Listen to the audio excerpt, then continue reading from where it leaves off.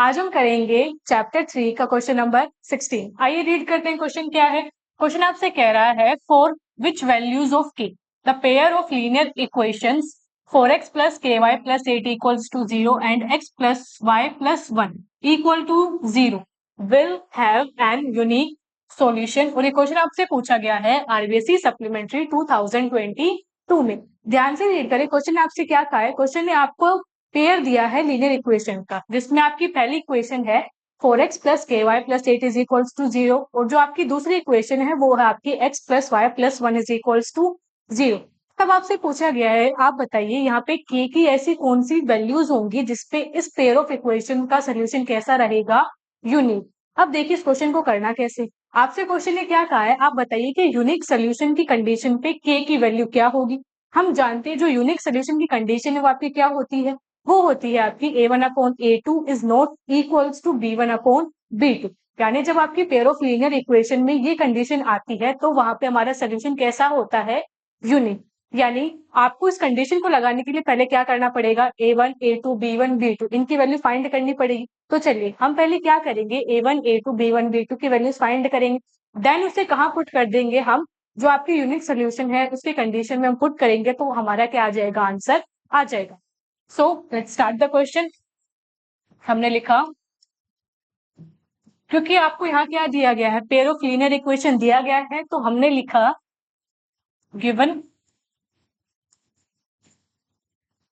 Pair of equations. जो यहाँ आपको पेयर ऑफ इक्वेशंस दी गई है, क्या दी गई है, पहली इक्वेशन है आपकी 4x plus K Y plus 8 equal to 0। और जो आपको दूसरी इक्वेशन दी गई है वो क्या है आपको, वो है आपकी x plus Y plus 1 equal to 0।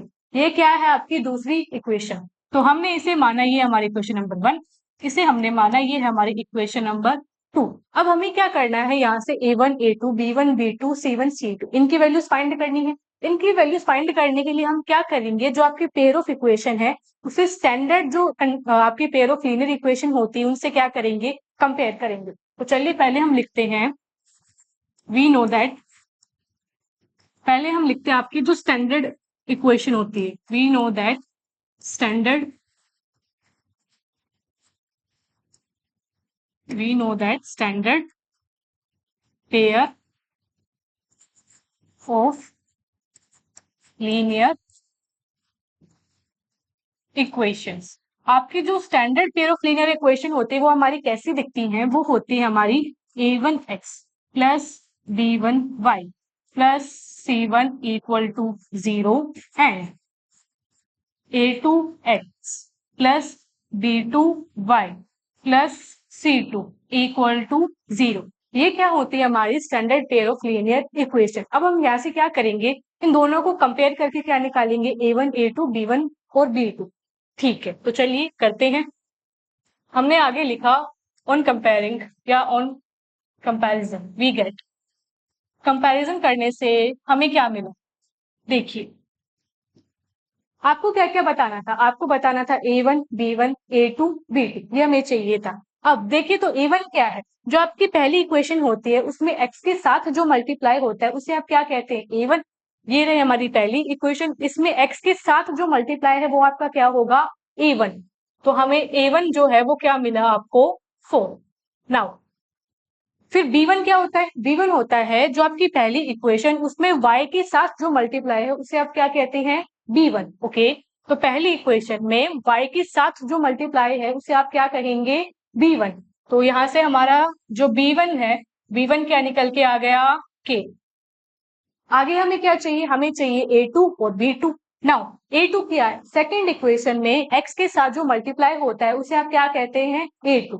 ये रही हमारी सेकेंड इक्वेशन, इसमें x के साथ जो मल्टीप्लाई है उसे आप क्या कहेंगे, a2। तो यहां से हमारा जो a2 है, a2 क्या निकल के आया, 1। आगे हमें क्या चाहिए, b2। b2 क्या है, सेकेंड इक्वेशन में y के साथ जो मल्टीप्लाई होता है उसे आप क्या कहते हैं, b2।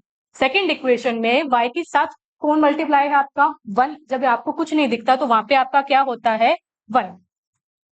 ठीक है, तो यानी यहां से हमारा जो b2 है, b2 क्या आ गया, 1। अब हमारे सामने a1 b1 a2 b2 इनकी वैल्यूज आ चुकी है। नेक्स्ट हम क्या करेंगे, हम आपकी जो यूनिक सोल्यूशन की कंडीशन है उसे यहाँ अप्लाई करेंगे। तो हम लिखेंगे as for unique solution. Unique solution के लिए क्या होता है आपका, यूनिक सोल्यूशन के लिए जो कंडीशन है वो होती है आपकी a1 upon a2 is not equals to b1 upon b2। क्या a1 upon a2 is not equals to b1 upon b2। यहाँ पे क्या करेंगे, a1 b1 a2 b2 इनकी वैल्यूज हम फाइंड कर चुके हैं, बस इनकी वैल्यू हम यहाँ क्या करेंगे, पुट करेंगे। सो a1 जो है, a1 आपका क्या है 4, a1 आपका क्या है 4, a2 आपका क्या है 1।